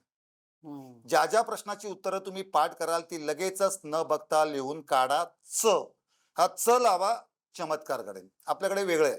मुलं आणि पालक असं म्हणतात, की सर लिहायचं काय? त्यात वेळ जातो. हां. आपण खूप बिझी आहोत. मी गमतीने म्हणतो, खूप बिझनेसमॅन आहेत ना आपली 10वी मुलं. त्यांना वेळच नाहीये. बरोबर. 7 ते 8 ओळीच्या प्रश्नाचं उत्तर पाठ करायला अर्धा तास किंवा पाऊण तास लागतो. बरोबर. आणि तेच उत्तर न बघता लिहायला फक्त 5 मिनिटं लागतात. आणि म्हणूनच मी म्हणतो, की तुम्ही सवयी बदला, तुमचा निकाल बदलेल. हं. आता याचमध्ये जसं तुम्ही म्हणालात, की झोप पूर्ण झाली पाहिजे. मुळात हा आरोग्याच्या प्रश्नाकडे वळतो. तर त्याच आरोग्याच्या प्रश्नाकडे येऊया. परीक्षेच्या काळात आपण आहार काय ठेवावा? झोप तर पूर्ण व्हायलाच हवी. त्याच्यामध्ये त्याच्यानंतर मग कधी-कधी तुमचं डोकं दुखतं, डोळे दुखतात, पाठ दुखायला लागते. तर हे सगळे गोष्टी जेव्हा होतात, तेव्हा कुठेतरी त्याच्या अभ्यासावर, रिव्हिजनवर कुठे ना कुठे परिणाम होत असतो. तर या गोष्टीसाठी तुम्ही पालकांना काय सजेस्ट कराल? आता मी माझाच अनुभव सांगेन. मी आत्ताच 2 दिवसापूर्वी 2-2 लिटरच्या 3 बाटल्या घेऊन आलो घरी. ओके. साधारण आपण ज्यावेळी घरी पाणी पितो, तर किमान 2 ते 3 लिटर दररोज पाणी प्यायला हवं, असा नियम आहे. बरोबर. सायन्स सांगतं, डॉक्टर सांगतात. पण आपल्या लक्षात येत नाही, की आपण किती लिटर पाणी प्यायलं. हां. म्हणून मग एक योग प्रशिक्षक आहे, त्यांनी सांगितलं होतं, प्रसिद्ध आहे, की तुम्ही वेगवेगळ्या रंगाच्या बॉटल्स तुमच्या घरी ठेवा. हां. म्हणजे पिवळा रंग आईचा, हां. लाल रंग बाबांचा आणि दुसरा कुठला तरी असेल तो आपल्या मुलाचा. हं. या 3 बॉटल्स तुम्ही तुमच्या घरी ठेवायच्या, सकाळी भरायच्या. हं. दिवसभरात ती बॉटल संपली की नाही हे प्रत्येकाला कळणार. बरोबर. म्हणजे सुरुवात आपण तिथून करूया. पालकांना माझं सांगणं आहे, की त्या बॉटल घ्या, हरकत नाही. त्या मुलासाठी तरी घ्या. बरोबर. तुमच्यासाठी नको. 2 लिटरची एकच बॉटल घ्या. हं. जेणेकरून ते एक्सक्यूज कारण राहणार नाही. कारण मुलाला जेव्हा तुम्ही सांगता, की पाणी पी, पाणी पी, तो म्हणणार मी तर प्यायलोय. हां. हे पुरावा हवाय मला. त्यामुळे 2 लिटरची बाटली जेव्हा संपेल, त्यावेळी खऱ्या अर्थाने ते पाणी प्याल. बरोबर. दुसरं अत्यंत महत्त्वाचं, या परीक्षेच्या कालावधीत हल्ली तुम्हाला माहिती आहे ऑनलाईन सगळं झालेलं आहे. हो. मुलं तर बालहट्ट धरतात, कारण यावेळी हट्ट पुरवले जातात. हं. मग आईला सांगणार मला हे मागव, मला ते मागव. म्हणजे विद्यार्थी मित्र-मैत्रिणींना माझं सर्वप्रथम सांगणं आहे, आरोग्याच्या दृष्टिकोनातून कृपया बाहेरचं खाऊ नका. हं. किमान आता तरी. नंतर खाणार आहे मला माहितीच आहे. बरोबर. परीक्षा संपल्यावर तुम्ही बाहेर जाणारच आहात. हं. पण परीक्षापूर्व 5 दिवस आणि परीक्षेच्या कालावधीत पालकांना माझी विनंती आहे, हल्ली बरेचसे पालक सुट्टी घेतात. हां. तर तुम्ही जी सुट्टी घेताय ना पालक, त्यांनी त्या अभ्यासात लुडबुड न करता हम्म, मुलांच्या आरोग्याकडे लक्ष द्यावं. मग बरोबर. त्याला गरमागरम जे काय आवडतं ते खाऊ द्यावं. हम्म, शक्यतो प्रयत्न करावा की ते ताजं असावं. हम्म, पहिला भाग पाण्याचं झालं ते. त्यानंतर बसण्याची आसन व्यवस्था. बरेचदा आपण बघतो की मुलं काही जरी एरझाऱ्या घालतात, हम्म, असं बरेचदा मी बघितलेलं आहे. पण त्यांच्या लक्षात येत नाही चालताना किंवा चालताना वाचताना आपण नेहमी म्हणतो प्रवासात वाचू नये. हा, एका जागी स्थिर बसून वाचावं, तर नकळतपणे त्या डोळ्यावर परिणाम होऊ शकतो. हम्म, म्हणून एका ठिकाणी बसा, विशेषतः खुर्चीवर बसा. हा, कारण मी हल्ली बघितलंय 10वीचं मूल असतं, ते राजेशाही थाटात वागत असतं. म्हणजे आपण मगाशी राजपुत्र म्हणालो, तो खरोखर तो राजपुत्रासारखा वागायला लागेल. बरोबर. तो छानपैकी जेवणार आणि पुस्तक घेऊन बिछाण्यावर जाणार हा, आणि अर्ध्या तासात आडवा होणार. आणि म्हणून विद्यार्थी मित्रमैत्रिणींना माझं सांगणं आहे, हम्म, की तुम्हाला अभ्यास करताना तुम्हाला खुर्चीवर बसायचंच आहे. हम्म, साधारण 1-1.5 तासाचा गॅप आपण म्हटलेला आहे, हा, त्यावर नाही. दुसरं महत्वाचं, मूल पुस्तक घेताना ते एवढं अंतर ठेवतं. हम्म, बरेचदा तो त्याचा ताण पडतो. म्हणून मुलांना सांगणं म्हणजे थोडंसं जवळ घ्या, जवळ घेऊ. जेणेकरून तुम्हाला तो त्रास होणार नाही डोळ्याला आणि तुमच्या पाठच्या भागाला. आणि बरोबर. मग हा जर ताण कमी झाला, तर चांगल्या पद्धतीने तुम्ही ते हम्म, जो काही परीक्षा आहे ती देऊ शकता. बरोबर. झोपण्याची वेळ तर मी म्हटलेलं आहे. दुपारची वामाकुक्षी आवश्यक आहे याचं कारण सांगतो. बरेचदा असं होतं, हम्म, की काही पालक म्हणतात, की "सर ते दुपारी तुम्ही झोपायला सांगता, अर्ध्या तासाचे 2 तास होतात." पण पालकांना मी सांगेन, "ठीक आहे, मला कळतंय, की 2 तास नाही झाले पाहिजे, हा, पण किमान 1 तास जर झोपत असेल तर हरकत नाही." हम्म, आपण मोबाईलची बॅटरी कशी चार्ज करतो, बरोबर. तसं मुलांचं शरीर आहे. वय वर्ष 15 आणि 16. जर दुपारी जेवल्यानंतर एक वामकुक्षी घ्यावीशी वाटली हरकत नाही. कारण काही-काही पालक मी बघितले दुपारी मग त्याला भात देत नाही. हा, झोप येते. हा, तर हा अन्याय करू नका. मुलांच्या खाण्यावर छान झोपू द्या. 1 तास पुरेशी झोप आहे. तो उठल्यानंतर तो चांगल्या पद्धतीने हम्म. एनर्जी घेऊन त्या अभ्यासाला सुरुवात करेल. तर आता जसं तुम्ही म्हणालात, की उभं राहून कोणी वाचू नये, शक्यतो बसूनच वाचावं. तर काही जणांचं ह्याच्या विपरीत असतं. काही जणांना चालल्याशिवाय वाचलं नाही, तर त्यांच्या ते लक्षात राहत नाही, असं त्यांचं म्हणणं असतं. तर ह्याकडे तुम्ही कसं बघता? अगदी बरोबर आहे. बरेचदा आपण बघतो की काही मुलं गाणी ऐकत-ऐकत अभ्यास करतात. हो. पण यात प्रॉब्लेम असा होतो की त्यांना ती सवय असते. म्हणजे गाणं ऐकत-ऐकत मॅथ्स सॉल्व्ह करणं, हं. बरोबर? गाणं ऐकत-ऐकत एका वाक्यात जी उत्तर आहे ती करणं हां. आणि परीक्षेला उलट होतं. परीक्षेला हे वातावरण त्यांना मिळत नाही हं. आणि त्यामुळे जे आता चालत-चालत अभ्यास करतात त्यांना माझं सांगणं की आता सवय बदलू नका. जी आहे ती आहे. पण जे कानामध्ये इयरफोन घालून गाणी ऐकतात आणि अभ्यास करतात, त्यांना माझं सांगणं आहे की त्या गाण्या अनुरूप तुमचा आता अभ्यास होतोय. हं. पण बोर्डाच्या परीक्षेला तुमच्यासोबत इयरफोन, मोबाईल नसणार आहे. बरोबर. म्हणजे ते जे वातावरण आहे, ज्या वातावरणात तुम्हाला अभ्यास करायची सवय झालेली आहे, ते वातावरण तिथे मिळणार नाही. आणि म्हणूनच मी मगाशी म्हटलं, की पेपर पण सोडवताना हं. मागील वर्षाचा, त्याच वेळेस सोडवा जी बोर्डाच्या परीक्षेची वेळ आहे. हं. म्हणजे ते जे वातावरण आहे ते लक्षात येईल. 11 वाजता ऊन असतं थोडंसं. बरोबर. फेब्रुवारी महिना आहे, मार्च सुरू होईल. मग बरोबर. त्या अनुरूप वातावरणा अनुरूप मुलं त्या परीक्षेला सामोरं जातील. बरोबर. त्यामुळे जे काही चालताना अभ्यास करतात वगैरे, काही झोपून करतात. हां. तर आता ती वेळ नाही बदलण्याची. जे आहे ते आहे. पण पुढच्या वेळी नक्कीच त्याची काळजी घ्या. काळजी घ्या. ह्याच्यात अजून एक असतं ते म्हणजे परीक्षा देताना किंवा पेपर लिहिताना अ, जो विद्यार्थी असतो किंवा विद्यार्थिनी असते, तो तो जो प्रश्न आहे त्याचं उत्तर कमी आणि एक गाणं चालू असतं त्याच्या डोक्यातच.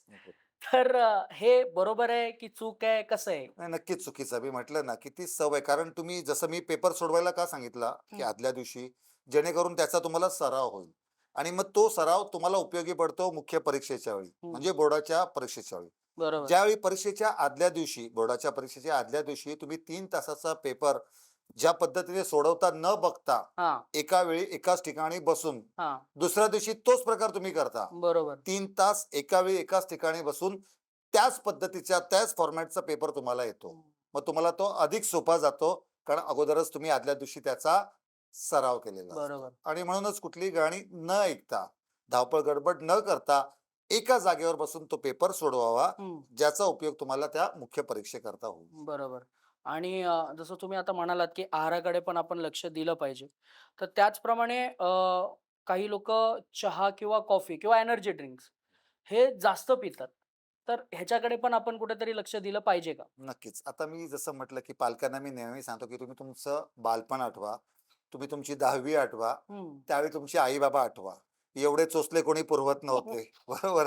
पण आता ठीक आहे, एकच मूल आहे, अधिक लक्ष दिलं जातंय हां. आणि मी म्हटलं ना, त्या प्रश्नाचंच उत्तर आहे, की अधिक लक्ष देताय, ते लक्ष देणं बंद करा.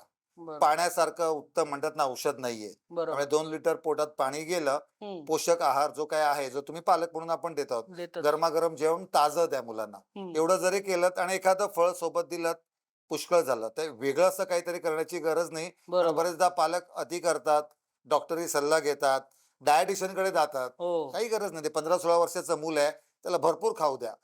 पण घरातलं जे असेल ते त्याला सकस अन्न द्या. बरोबर. त्यानंतर तुम्ही मध्ये म्हणालात, की 5 वाजता वगैरे तुम्ही खाली वगैरे उतरलात तरी चालेल. मग या वॉकिंगचा किंवा तुम्ही म्हणा एक हलका व्यायामाचा किती फरक पडतो? हं. नक्कीच. कारण काय होतं, आपण बरेचदा बघतो, की आपण कोविडच्या कालावधीत आपण अनुभवलंय. स्वातंत्र्य काय असतं याचा खरा अर्थ आपल्याला कोविडच्या वेळी कळला, जेव्हा आपण बंदिस्त होतो. बरोबर. मोकळं वातावरण, खुल्या वातावरणात जाणं खूप गरजेचं आहे. आणि म्हणून माझं पालकांना सांगणं, कारण पालक वेगळ्या अर्थाने बघतील, की सर तुम्ही त्याला बाहेर जायला सांगताय म्हणजे नेमकं काय? हं. 1 तासाच्या जागी तो 2 तास जाईल. बरोबर. पण मला विद्यार्थी मित्र-मैत्रिणींना सांगणं आहे, की तुमचा बोर्डाचा शेवटचा पेपर झाल्यावर तुम्हाला किमान 4 ते 5 महिन्यांची सुट्टी आहे. बरोबर. हवं तेवढं फिरा तुम्ही. त्यामुळे तुम्हाला जो 1 तास सांगितलाय तो आपल्याच परिसरात, म्हणजे तुम्ही ज्या बिल्डिंगमध्ये, ज्या इमारतीत राहतात, ज्या सोसायटीत राहता, तिथे बाहेर नाही. हं. तिथेच थोडंसं फिरा, थोडंसं फेरफटका मारा, जेणेकरून मोकळ्या वातावरणात जाल. पण घरातून थोडंसं बाहेर पडा अगदी. हां. आणि अगदीच शक्य नसेल तर घरातही हरकत नाही, पण त्यावेळी अभ्यासाकडे लक्ष देऊ नका. तो 1 तास तुमचा असेल 5 ते 6. बरोबर. त्यावेळी मन मोकळेपणाने तुम्हाला जे वाटतं, म्हणजे मी असं म्हणेन, तुम्हाला गाणी लावून नाचावं असं वाटतं, हं, हं. हरकत नाही. तो एक मानसिक कसरत आहे, ती व्यायाम आहे, बरोबर. की जेणेकरून तुम्हाला ते बरं वाटेल.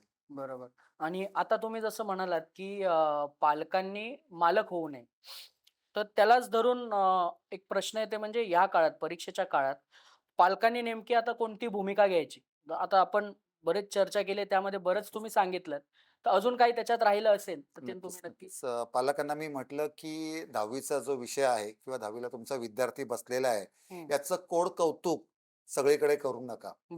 हल्ली बरोबर. WhatsAppचं युग आलंय. आपण विद्यार्थ्यांना सांगतो मोबाईलचा वापर करू नको, पण नकळतपणे पालकच विद्यार्थीला 10वी म्हटलं, की 10 ते 15 दिवस सुट्टी घेणार. हं. आवश्यक वाटलं, विद्यार्थ्याने सांगितलं तर आणि तरच सुट्टी घ्या, हं. नाहीतर सुट्टी घेऊ नका. दुसरं, जर सुट्टी घेतली तर त्याच्या अभ्यासात लुडबुड करू नका. मी लुडबुड हा शब्दप्रयोग करतो, याचं कारण सांगतो मी. जर वर्षभर तुम्ही अभ्यासाकडे लक्ष दिला नसतात आणि उद्या परीक्षा आणि आज तुम्ही जर लक्ष देत असाल, तर विद्यार्थ्याला ते आवडत नाही. नाही. त्याचं बालमानसशास्त्र सांगतं, की या 15 ते 16 वयात येणाऱ्या मुलांना हे आवडत नाही. आणि म्हणूनच जर तुम्ही सुट्टी घेणार असाल तर फक्त आणि फक्त मुलाच्या आरोग्याकडे लक्ष देण्याकरता, बरोबर. घरातील वातावरण आनंदी ठेवण्याकरता करा. तिसरं, पालकांना सांगणे, मोबाईलवर तुम्ही विद्यार्थ्यांच्या समोर इतरांशी गप्पा मारू नका. हं. पण बरेचदा असं होतं, की विद्यार्थ्यांना सांगतो आपण मोबाईल वापरू नको, पण आपण गप्पा सुरू होतात आणि गप्पा नकळतपणे अशा ठिकाणी वळतात, की असं झालेलं, मग त्या ठिकाणी तसं झालेलं. हं. ते मूल ऐकतं आणि मग नकळतपणे त्याच्या बालमनावर परिणाम परिणाम होतो. होतो. त्यामुळे माझं पालकांना सांगणे, ते करू नका. मी मगाशीच उल्लेख केला, की बालपणीचे त्याचे अल्बम असतात. हां. काढा ना छान. आता हल्ली अल्बम हा प्रकार राहिला नाही. पण बरोबर. मला वाटतं आता जी 15-16 वर्षापूर्वीचे पालक आहेत, त्यांच्याकडे नक्कीच तो अल्बम असेल. असतील. अगदी त्याचा जन्मानंतरचा पहिला फोटो, हां. पहिला वाढदिवस. मारा ना गप्पा. जो 1 तास आपण म्हणतोय मुलांना आनंद द्यायचा आहे, हं. त्या 1 तासात परीक्षा सुरू असताना हरकत नाही. बरोबर. आदल्या दिवशी 1 तास या गमती-जमती जर मुलांशी तुम्ही बोललात, सकारात्मक, आनंद देणाऱ्या, मुलांना खूप बरं वाटतं, की माझ्या लहानपणी असं झालेलं, माझ्या लहानपणी ते झालेलं. त्या गोष्टी मुलांना आनंद देतात. बरोबर. बरेचदा असं होतं पालकांचं, 10वीचं वर्ष आहे, महत्वाचं, उद्या पेपर आहे, तुला कळत नाही, अभ्यासाला बस. हं. असं सांगून मूल जर अभ्यासाला बसलं असतं, तर मग पालकांची गरज नव्हती. हं, हं. ते पालक काय, मूल काय, त्यांनी तेच केलेलं आहे. हं. आणि म्हणून मला पालकांना सांगायचं, की तुम्ही थोडंसं ना कलाकार व्हा. म्हणजे मी नेहमी सांगतो, की अभिनय जो कलाकार असतो करतो, हं. तो सर्व गुण संपन्न. म्हणजे शिक्षकांची व्याख्या करताना मी नेहमी म्हणतो, शिक्षक याची व्याख्या मुळात अशी आहे, की शिकण्याची व शिकवण्याची क्षमता असलेला कलाकार. बरोबर. तसं पालकांना माझं सांगणं, की हे उर्वरित 10 दिवस तुम्हाला कलाकार बनायचं. हं. त्याला आनंद देता यावा याकरता तुम्हाला खाणं देता येईल, चांगलं बोलणं करता येईल, काही हं. चांगल्या गोष्टी घडलेल्या असतील त्या सांगता येईल. हे जर तुम्ही केलं तर घरातलं वातावरण आनंदी राहील. बरोबर. बरेचदा मला असं पालक म्हणतात, घरातलं वातावरण प्रसन्न ठेवायचं म्हणजे रंग वगैरे मारायचा का? तर मी म्हणेन, आपल्या विचारांना रंग मारा. ते इंद्रधनुष्य तुमच्या विचारांमध्ये येऊ दे, बरोबर. सकारात्मक गोष्टी येऊ दे. बरेचदा आई वडील असतात, कधी कधी नकळतपणे थोडासा वाद होतो, हं. आणि या कालावधीत जर तो वाद झाला तर त्याचा परिणाम विद्यार्थ्याच्या अभ्यासावर होऊ शकतो. बरोबर. आणि म्हणून माझं पालकांना पण हात जोडून सांगणं आहे, की हं. किमान या कालावधीत, म्हणजे तुम्ही आयुष्यभर भांडू नकाच, पण किमान या कालावधीमध्ये वाद टाळा, सुसंवाद साधा. तर यालाच जोडून माझा एक प्रश्न आहे. ते म्हणजे आता तुम्ही जसं म्हणालात, की पालकांनी लुडबुड करू नये. तर पालक एक प्रश्न नेहमी सारखं विचारतात ते म्हणजे, "अभ्यास केला का रे? तू अभ्यास केला का?" हा प्रश्न सारखा विचारला जातो आणि हे कुठेतरी मायक्रो मॅनेज करण्यासारखं वाटतं विद्यार्थ्याला. तर मग ह्याकडे तुम्ही कसं बघता? मी मगाशीच म्हटलं पालकांना, की वर्षभर जर तुम्ही लक्ष दिलं नसेल, हां, तर एका दिवसात चमत्कार घडणार नाही. बरोबर. उलट काहीतरी वेगळं होईल. हं, आणि म्हणूनच तुमचा हा जो प्रश्न आहे किंवा तुमच्या मनात भीती आहे, हं. तुम्हाला दिसतंय की काहीतरी गडबड आहे, तो करत नाहीये. पण नाइलाज आहे, तुम्हाला आता काहीच करता येणार नाही. बरोबर, कारण ज्या पद्धतीने त्याने वर्षभर अभ्यास केलेला आहे, त्याला धरूनच हा एक दिवस तो अभ्यास करणार आहे. बरोबर. आणि म्हणूनच तुमचा जो संयम आहे, हं, तो तुम्हाला वाढवावा लागेल. कारण बरेचदा पालकांचा संयम सुटतो. हं. म्हणजे असं चित्र होतं, की आईने सुट्टी घेतली, बाबा ऑफिसमधून आले आणि मूल मोबाईलवर आहे. बरोबर, उद्या पेपर आहे. पण तो त्याचा आपण म्हटलं ना, की त्याला आनंदाचे क्षण त्यात तो बरोबर, करतोय. बाबांच्या लक्षात नसतं आणि बाबा येऊन त्याला ओरडतात. बरोबर. असंही होतं. तर ते नसावं आणि म्हणून मला असं वाटतं, की जसं पेपर देऊन आल्यानंतर हं. लगेचच आई समोर येते. "कसा गेला पेपर?" मला कळत नाही. गेला तो गेला. बरोबर. असं कुठल्याही पालकाने मुलांना बोर्डाचा प्रत्येक पेपर झाल्यानंतर काहीच विचारायचं नाही. हं. आल्या-आल्या छान गरमागरम केलाय तुझ्या आवडीचा पदार्थ. हां, हे वाक्य असू द्या. पेपरबद्दल बोलूच नका. मी बरोबर. पालकांना सांगतो याचा सकारात्मक परिणाम तुम्हाला दिसून येईल बघा. हा बरोबर. माझा अनुभव आहे. आणि म्हणून प्रत्येक पालकांना माझं सांगणं आहे, की जसा बोर्डाचा प्रत्येक पेपर होईल, तो आला रे आला घरात, की छानपैकी गरमागरम जेवण तयार ठेवा. ते तयार ठेवायचं काम गरमागरम. बरोबर. आणि छान तुझ्या आवडीचं आणलेलं आहे ना, फटाफट देऊ का? हं, मग हे देते. तो हैराण झाला पाहिजे, की अरे आई विचारत का नाही कसा गेला, कसा गेला? हं. त्याचा चेहरा तुम्हाला बरंच सांगून जातो. चेहरा आनंदी असेल तर प्रश्नच येत नाही. त्याला बरोबर. तर अजून 4 गोड पदार्थ द्या. चेहरा थोडासा तुम्हाला दुःखी जर वाटला थोडाफार, तर मग थोडंसं वेगळ्या पद्धतीने, मग बरोबर, थोडंसं वेगळ्या पद्धतीने म्हणजे काय? आपले अनुभव असतात, बरोबर. चांगले वाईट जे काही असतील ते सांगा. पण त्याच्यावरच तुम्ही लक्ष केंद्रित केलंत, "अरे तुझा चेहरा पडलेला आहे. हं. काही कठीण गेला का पेपर?" हे जर त्याच्यावर केंद्रित केलं, तर त्याला अजून त्रास होईल. बरोबर. कारण समाजाची नाहक भीती, अपेक्षा यांचं ओझं या 15 ते 16 वर्षाच्या मुलावर आहे. हं. अगदी आता आपण शेवटच्या टप्प्यात आहोत परीक्षेच्या म्हणून मी बोलतोय. मी हां. पालकांना नेहमी सांगतो 10वीच्या मार्कांवर नोकरी मिळत नाही. नाहीच मिळत. हे तितकंच खरं आहे. आता मी का बोलतोय कारण शेवटचा टप्पा आहे. परंतु याचा अर्थ असा नाही की त्याला महत्त्व द्यायचं नाही. बरोबर.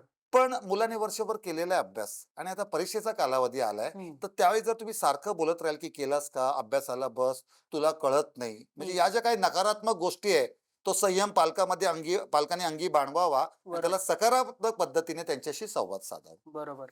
म्हणजे ह्याचं उत्तर देताना एक महत्त्वाचा प्रश्न माझ्याकडून असा राहिला असं मला वाटतं.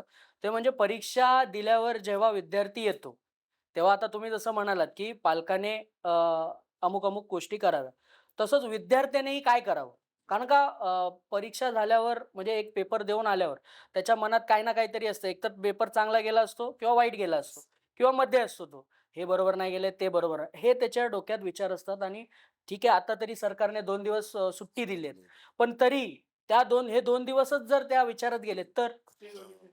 विद्यार्थ्यांना मी मगाशी सांगितलं होतं की तुमचा 10वीचा बोर्डाचा पेपर फुटलेला आहे हे आपल्या मनाला सांगा. बरोबर. दुसरं परीक्षेचा पेपर देऊन आल्यानंतर सर्वप्रथम खाली बरेचदा असं होतं की परीक्षा संपल्यानंतर मुलं खाली येतात आणि सुरू होते सपट महापरिवार चर्चा. तर प्रत्येक विद्यार्थ्याला माझं सांगणं आहे बोर्डाचा प्रत्येक पेपर झाल्यावर सरळ घरी जायचं, भरभरून जेवायचं आणि 1-2 तास आडवं व्हायचं. बरोबर. चर्चा केल्याने जो चुकीचा प्रश्न लिहिला गेलेला आहे उत्तर, हं. ते बरोबर होणार नाही. नाहीये. उलट चर्चा केल्याने त्याचं दडपण पुढच्या पेपरवर येऊ शकतो. दुसरं मी पालकांना पण यापूर्वीच कल्पना दिली आहे, की तुम्ही मुलाच्या यशासोबत आहात आणि अपयशासोबत आहात. बरोबर. त्याच्या आनंदात पण सहभागी आहात, त्याच्या दुःखात पण सहभागी आहात. हं. आणि म्हणून पालकांनी हे जर वातावरण आतापासूनच तयार केलं, तर नकळतपणे अवघड जर पेपर गेला मुलाला, तर त्याला काय वाटणार, अच्छा आईने तर म्हटलेलं आहे, मी तुझ्या यशात पण सोबत आहे आणि अपयशातही. बरोबर. त्यामुळे पेपर अवघड जरी गेला तरी तो खाली आला की तो आनंदी असणार. कारण बरोबर. त्याला माहिती आहे आई किंवा बाबा मला ओरडणार नाही. हं. आणि म्हणून ही मानसिकता पालकांची तयार झाली तर नकळतपणे विद्यार्थ्याची तयार विद्यार्थ्याची. होईल आणि सहजपणे ही परीक्षा आनंदी वातावरणात ते पूर्ण करतील. बरोबर. आता विद्यार्थी जेव्हा जसं आपण पहिलं पण म्हणालोय, की ही परीक्षा आता मार्कांपुरती राहिली. तर पालकांनी मार्क्सपेक्षा एफर्टकडे जास्त लक्ष द्यायचं का? कारण का विद्यार्थी त्याचं काम करतोय. पूर्ण वर्षभर त्याने केलंय. आत्ता जे 50 दिवस राहणार आहेत त्याच्यातही करतो. मग ते एफर्ट पालकांनी बघावे का? किंवा त्याचंही कुठेतरी कौतुक करावं का? मी मगाशीच म्हटलं, की प्रत्येक विद्यार्थी आहे, त्याचा जो मेंदू आहे, तो हं. वेगवेगळा आहे. बरोबर. हाताची बोटी, पाचही जी बोटं आहेत, ती सारखी नसतात. आपण बघतो एकाच घरात 4 मुलं जन्माला आलेली असतात. हं. म्हणजे पालकांना सांगणं विशेष करून. आपण 4-4, 5-5 भावंड होतो. त्यामध्ये कोणी हुशार, कोणी कमी हुशार, कोणी चित्रकलेत प्रावीण्य मिळवतो, बरोबर. कोणी खेळामध्ये मिळवतो. त्यामुळे पालकांना मला सांगायचं, की तुम्ही थोडंसं जागरूक व्हा. हं. जाणून घ्या. म्हणजे मी नेहमी म्हणतो, की कधी-कदा अनुवांशिकता आपण म्हणतो जेनेटिक, हं. की कधी-कधी आई-बाबा हुशार असतात, मूल हुशार होतं. कधी-कधी आई हुशार असते, बाबा हुशार नसतात. हं. आता याचा अर्थ आई-बाबांनी घरी संशयाने बघू नका, पण असं होण्याची शक्यता आहे. बरोबर. आणि म्हणून माझं पालकांना सांगणं आहे, की ते थोडंसं ते ओळखा. म्हणजे हं. सायकॉलॉजिकल पॉइंट ऑफ व्ह्यू, हां.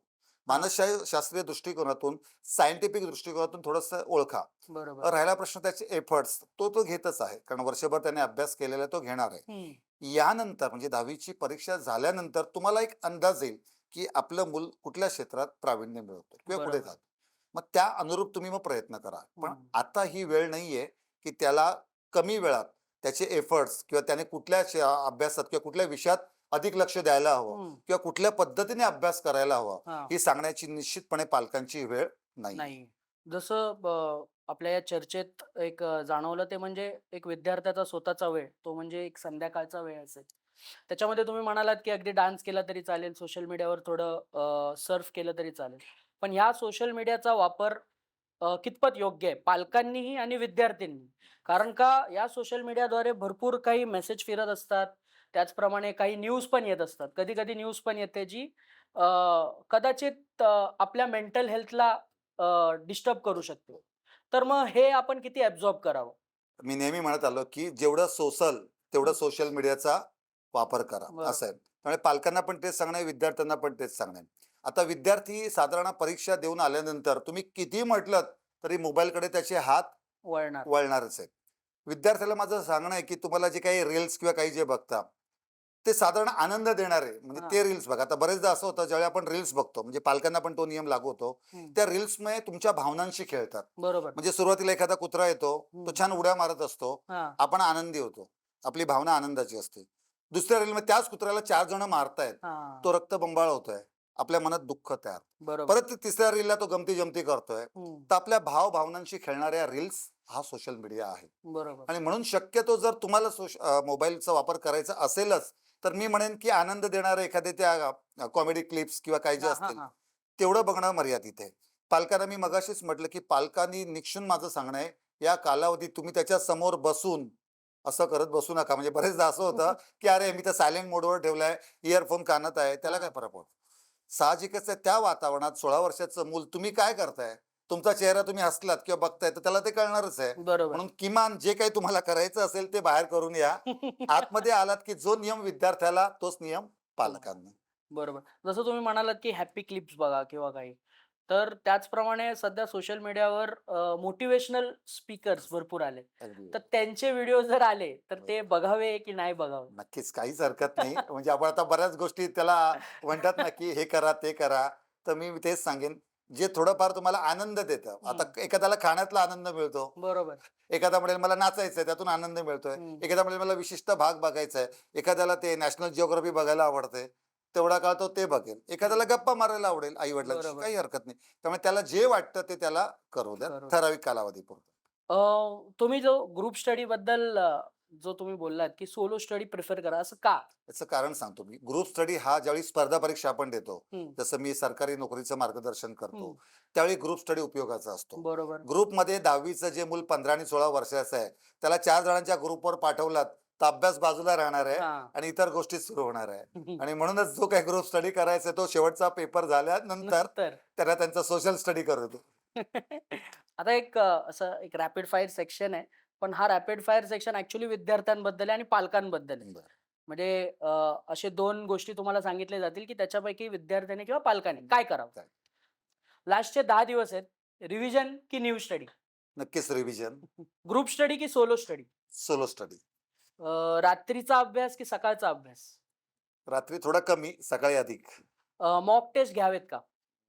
जमलं वाटलं तरच विद्यार्थ्याच्या जेवढा अभ्यास झालेला आहे त्या अनुरूप, अन्यथा गरज नाही. एक पेपर वाईट गेला तर पुढच्या पेपरसाठी काय माइंडसेट असावा? बिनधास्तपणे परीक्षेला सामोरं जावं, कारण जो वाईट गेलाय असं म्हणतात, गेलेली प्रत्येक गोष्ट पुन्हा मिळवता येते, परंतु बरोबर. गेलेली वेळ परत येत नाही. त्यामुळे जे बरोबर. गेलं तो भूतकाळ विसरून जा, हम्म. भविष्याचा विचार करून वर्तमानात आनंदाने त्याला सामोरं जा. बरोबर. आता आपण क्लोजिंग कडे वळतोय. त्याच्या आधी तुम्ही परीक्षेला बसणाऱ्या प्रत्येक विद्यार्थ्याला तुम्ही एक संदेश देऊ इच्छिता तर नक्की तुम्ही देऊ शकता. विद्यार्थी आणि पालकांना दोघांनाही माझं सांगणं आहे, परीक्षेला जाता जाता एकच गोष्ट लक्षात ठेवायची, जी मी सुरुवातीला सांगितलंय, की पुस्तकाच्या बाहेरचं काहीच येणार नाही. गमतीने का होईना पेपर फुटलेला आहे, त्यामुळे हसत खेळत आत्मविश्वासाने त्याला सामोरं जा. दुसरं अत्यंत महत्वाचं, यश आणि अपयश या दोन्ही एकाच नाण्याच्या बाजू आहेत. त्यामुळे पालकांना माझं सांगणं आहे, तुम्ही त्यांच्या यशातही सहभागी व्हा, त्यांच्या अपयशातही सहभागी. तिसरं, विद्यार्थी मित्र मैत्रिणींनो, वर्षभरात जो काही तुम्ही अभ्यास केलेला आहे त्याचं रिफ्लेक्शन, प्रतिबिंब या बोर्डाच्या परीक्षेत दिसणार आहे. त्यामुळे जेवढा अभ्यास केलाय तेवढाच तो मर्यादित ठेवा, त्याची रिव्हिजन करा, परीक्षेला सामोरं जा. वेगवेगळ्या गोष्टी, अफवा यांच्यावर विश्वास ठेवू नका, कारण बरेचदा सोशल मीडियाचा वापर करताना व्हॉट्सअप येतं, कोणी मेसेज करतं आणि नकळतपणे आपलं लक्ष तिकडे जातं. बरोबर. तर कुणावरही लक्ष ठेवू नका, म्हणजे दुर्लक्ष करा आणि तुम्हाला शाळेकडून किंवा बोर्डाकडून ज्या ज्या सूचना मिळतील त्याप्रमाणे परीक्षेला सामोरं जा. अजून एक विद्यार्थ्यांना माझं सांगणं आहे, परीक्षेच्या कालावधीत कुठलंही पुस्तक आणि गाईड घेऊन जाऊ नका, कारण बरेचदा असं होतं, मुलं शेवटच्या लास्ट मिनिट्स म्हणतात ना, बसमधून प्रवास करताना, ट्रेनमधून प्रवास करताना पुस्तक सोबत घेतात. मी पुन्हा एकदा सांगतो विद्यार्थी मित्रमैत्रिणींनो, वर्षभर केलेला अभ्यास असा प्रवासात आठवायचा नसतो, उलट दुर्घटना होण्याची शक्यता असते. आणि म्हणून परीक्षेच्या कालावधीत फक्त तुमचं जे पॅड, पेन्सिल, वही, पेन जे काय तेवढंच तुम्हाला घेऊन जायचंय. कुठलंही पुस्तक सोबत घेऊन जाऊ नका. तुम्हाला कळलेलं आहे की तुमचा पेपर गमतीने फुटलेला आहे, जो तुम्ही अभ्यास केलाय तो तिथे येणार आहे आणि त्याप्रमाणे तुम्हाला परीक्षेला सामोरं जायचंय. पालकांना माझं शेवटचं सांगणं आहे, सामाजिक प्रतिष्ठेपायी तुम्ही पालकांचे मालक बनू नका, तुम्ही पालकच आहात हे लक्षात घ्या. आणि आपलं मूल आपलं आहे, समाजाचं नाहीये. त्यामुळे त्या मुलाची मानसिक स्थिती, त्याचं या उर्वरित 10 ते 20 दिवसामध्ये त्या मानसिक स्थितीकडे लक्ष देणं, घरातील वातावरण आनंदी ठेवणं हे पालकांचं महत्वाचं काम आहे. त्याला आनंदी राहू द्या. एखादा पेपर अवघड गेला हरकत नाही, गेला तो गेला, त्याचा विचार करू नका. पुढच्या पेपरचा उपयोग करा. आणि शिक्षण एक आनंद क्षण आहे, एज्युकेशन विथ मोटिवेशन हे दोघांनी लक्षात ठेवा आणि त्या पद्धतीने या परीक्षेला सामोरं जा. आणि मी मगाशी म्हटल्याप्रमाणे 10वीच्या परीक्षेचं घ्यायचं नसतं टेन्शन, कारण ते असतं एक सुंदर सेलिब्रेशन.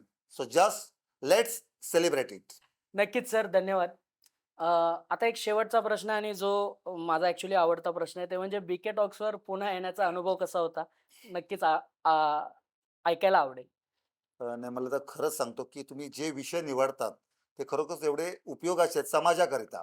आणि आज आपण बऱ्याचदा बघतो, मी नेहमी म्हणतो की मुंबईसारख्या किंवा कुठेही पाणी सुद्धा विनामूल्य मिळत नाही. तिथे हा उपक्रम तुम्ही आयोजित करून लोकांपर्यंत पोहोचवता, विद्यार्थ्यांपर्यंत पोहोचवता. त्यामुळे मला असं वाटतं की बीके टॉक्सचे मी विशेष आभार मानेन की वेगळे असे विषय निवडताय तुम्ही आणि त्या विषयाला न्याय देऊन समाज जागृती करताय. त्यामुळे बरोबर. खरोखरच मला खूप बरं वाटलंय. आणि नवनवीन विषय तुमच्याकडून असेच येत राहो आणि समाजामध्ये जागृती होत राहो. धुरी सर, आजची जी चर्चा आपली होती ती खूपच डोळे उघडणारी होती आणि त्याचसोबत दिलासाही देणारी होती. तुम्ही इकडे वेळ काढून आलात, तुम्ही विद्यार्थ्यांना त्याचसोबत पालकांनाही एक प्रबोधन केलात, त्याबद्दल आम्ही तुमचे आभार व्यक्त करतो. नक्कीच पुन्हा एकदा आपण भेटणार आहोत एका नवीन एपिसोड सोबत तुमच्यासोबतच. तोपर्यंत तुमचे आभार आणि धन्यवाद. धन्यवाद. तर ही होती आजची चर्चा, ज्यामध्ये धुरी सरांनी अगदी विद्यार्थ्यांना ते पालकांना सगळ्यांना मार्गदर्शन दिले, सगळ्यांना चांगले चांगले टिप्सही दिलेत. तर विद्यार्थी मित्रांनो, एक लक्षात ठेवा, परीक्षा ही तुमच्या जीवनाची कसोटी नाही, ती फक्त तुमच्या तयारीची चाचणी आहे. आणि यात तुमचे पालक तुमच्या सोबत आहेत. पालकांनाही एक खास संदेश आहे, ते म्हणजे विद्यार्थ्यांवर दबाव टाकू नका, त्यांच्यावर विश्वास ठेवा. तर मी मंदार गावडे रजा घेतो तुमची. तुम्हाला हा पॉडकास्ट जर आवडला असेल तर नक्कीच आमच्या यूट्यूब चॅनलला सबस्क्राईब करा, आमच्या इंस्टाग्राम पेजला फॉलो करा, त्याचप्रमाणे आमच्या फेसबुक पेजला लाईक करा. तर भेटूया पुन्हा एकदा नव्या एपिसोडमध्ये. तोपर्यंत पाहत राहा बीके टॉक्स, प्रश्न जनसामान्यांचे, उत्तर भांडूप कांजूरकरांचे. धन्यवाद.